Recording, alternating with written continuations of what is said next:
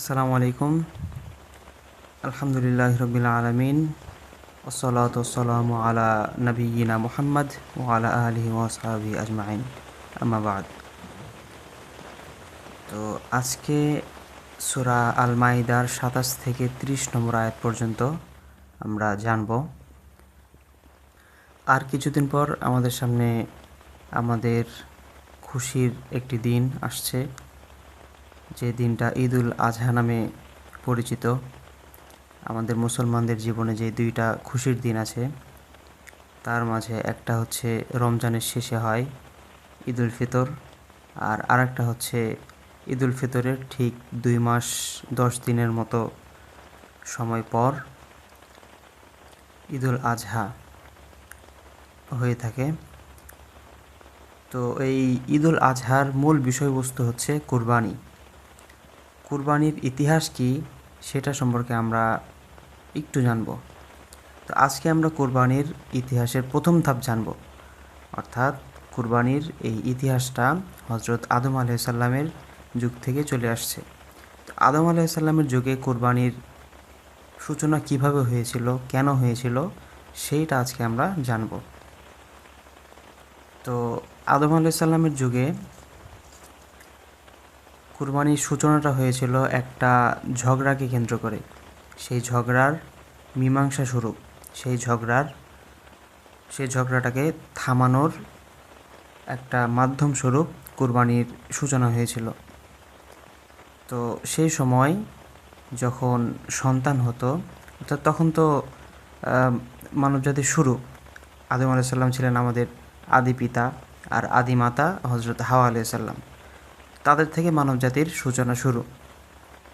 তো তখন আল্লাহ তাআলা যখন গর্ভে সন্তান দিতেন, তখন একসাথে 2টো করে সন্তান দিতেন। একটা হতো ছেলে আর একটা হতো মেয়ে, একসাথে 2টা করে সন্তান জন্ম হতো। তো সেক্ষেত্রে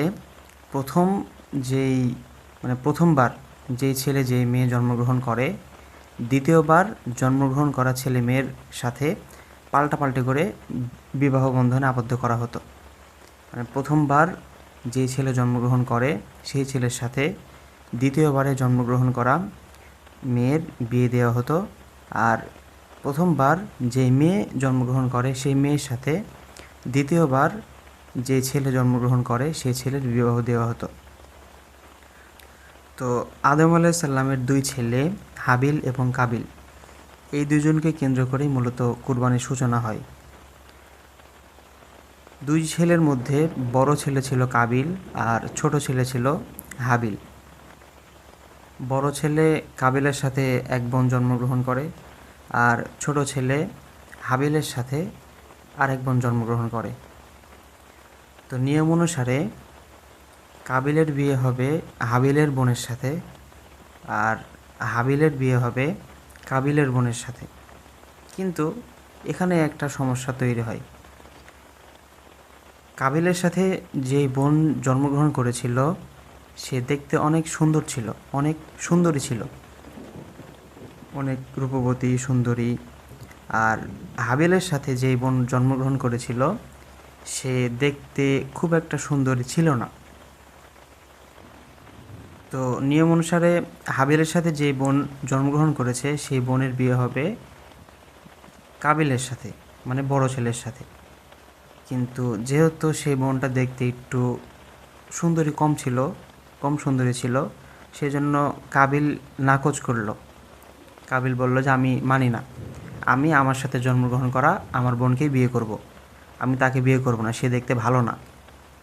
কিন্তু এটা তো পসিবল না, আল্লাহ তাআলার বিধানকে অমান্য করা হবে এই ক্ষেত্রে। এটা নিয়ে তাদের মাঝে বিবাদ সৃষ্টি হলো। তখন আদম আলাইহিস সালাম তাদেরকে কুরবানি করতে বললেন যে তোমরা দুজনে মিলে কুরবানি করো।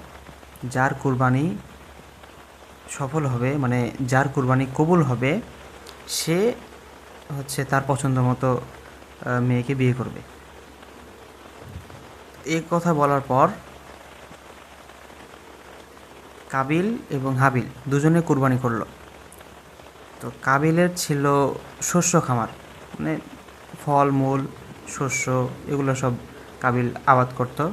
তো সেখান থেকে কিছু ফল, কিছু শস্য সে কুরবানি করলো। আর হাবিলের ছিল পশুর পশুর পাল ছিল। তো পশুর পাল থেকে সব থেকে সুন্দর দেখে, ভালো দেখে একটা পশু সে কুরবানি করলো। তো সেই সময় কুরবানির যেই চেহারাটা, কুরবানির যেই ফলাফল, সেটা চাক্ষুষ দেখা যেত। মানে আকাশ থেকে একটা অগ্নিপিণ্ড আসতো, এসে যার কুরবানি কবুল হতো, আল্লাহ তাআলা যার কুরবানিটাকে পছন্দ করতো তার কুরবানিটা জ্বালিয়ে দিত। আর যার কুরবানি আল্লাহ তাআলা পছন্দ করতেন না, তার কুরবানি অক্ষুণ্ণ অবস্থায় থাকতো। তো তারা নির্দিষ্ট একটা জায়গায় তাদের কুরবানির বস্তুগুলোকে রাখলো। রাখার পরে দূরে অন্য কোথাও চলে গেল। দিয়ে কিছু সময় পর তারা যখন তাদের কুরবানির বস্তুগুলো দেখতে গেল যে কার কুরবানিটা কবুল হলো, তখন দেখা গেল যে হাবিলের কুরবানিটা কবুল হয়, কিন্তু কাবিলের কুরবানিটা কবুল হয় না। অর্থাৎ কাবিলকে হাবিলের সাথে যেই বোন জন্মগ্রহণ করেছে, অর্থাৎ হাবিলের যেই বোন, যে দেখতে একটু কম সুন্দরী, তাকে বিয়ে করতে হবে কাবিলকে, কিন্তু কাবিল এটা চায় না। অর্থাৎ কাবিল এখানে হেরে গেল। তো সূরা আল মাইদার ২৭ নম্বর আয়াতে মূলত বলা হয়েছে যে কুরবানির বিষয়টা, যে তার কুরবানি কবুল হয় যে মুত্তাকি, যে মানে যাকে আল্লাহ তাআলা ভালোবাসে বা যার ভেতরে কোনো হিংসা অহংকার নাই, এমনটা বোঝানো হয়েছে। তো এটাই ছিল মূলত কুরবানির সূচনা এবং প্রথম ইতিহাস। আর আরও একটা ইতিহাস আছে যেটার উপর ভিত্তি করে আমরা কুরবানি করি, সেইটা ইনশাআল্লাহ পরবর্তীতে আমরা আবারও পড়ব। আর কুরবানি এটা মূলত তাদের পক্ষ থেকে কবুল করা হয় যারা মুত্তাকি, যারা তাকওয়াবান, যারা আল্লাহ তাআলাকে ভালোবাসে, ভয় করে। আর আপনাদের সকলকে সূরা মাইদার ২৭ থেকে ৩০ নম্বর আয়াত পর্যন্ত পড়ার অনুরোধ রইল। আর আমিও ভিডিও ডিসক্রিপশনে দিয়ে দিব, আর নয়তো স্ক্রিনে দিয়ে দেবো ইনশাআল্লাহ।